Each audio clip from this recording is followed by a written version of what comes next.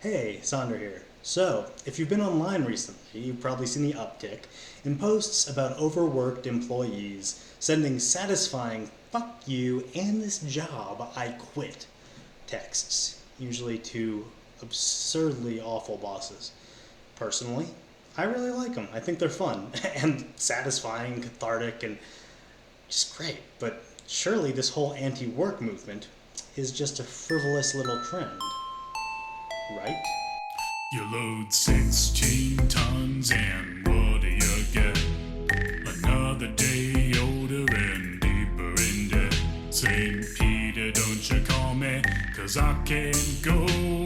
I owe my soul to the company store. So, I think that anti-work is going down in the history books as a huge win for working people. I'll explain why, and later I'll give some suggestions if you want to help. You in? Good. So, the last time something like this happened, workers got the 8-hour workday. See, way back in the 30s, companies had back-breaking 18-hour workdays and busted unions using thugs with guns. They also exploited child labor. This only ended when millions of US employees all decided, pretty much at the same time, that they had enough. There was a strike wave from between 1934 to 1935 that's almost never talked about. It shut down the engine of the US industrial machine. It was huge. Simply by refusing to work, our forefathers abolished child labor, established overtime for any work above 8 hours a day, and gained a legally protected right to collectively bargain with unions with the boss. So, you might have heard of all of this in history textbooks when you were a kid as the Second New Deal. That's definitely how I heard about it. And the credit generally goes to FDR. Don't get me wrong, he was a part of it, but they generally overlook that the fact that there were many conversations on the House floor with wealthy politicians openly discussing that they feared a revolution or a total general strike and the collapse of their businesses if they did not give in to the demands of organized labor, which is why we don't still have 9-year-olds working in coal mines. It's a large part of the reason why they decided to pass this bill in the first place.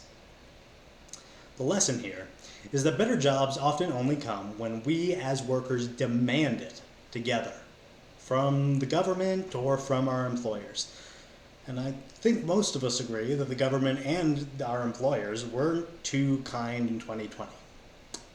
If you ask me, it's high time we held them accountable.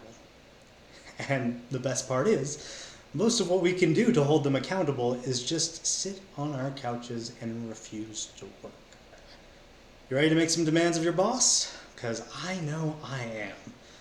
My next video is going to be a list of things you can do to aid the whole anti-work movement, or the Great Resignation, as CNN is calling it. Ugh. I'll link to it at the end and in the description when it's done, which it should be soon. But, you know, you can always subscribe if you want to make sure you know about it. Not that I want you to or anything. Baka. Some people say a man is made out of mud. A poor man's made of muscle and blood. Muscle and blood and skin and bones, and a mind that's weak and a back that's strong. You load 16 tons and what do you get? Another day older and deeper in debt. St. Peter, don't you call me, 'cause I can't go. I owe my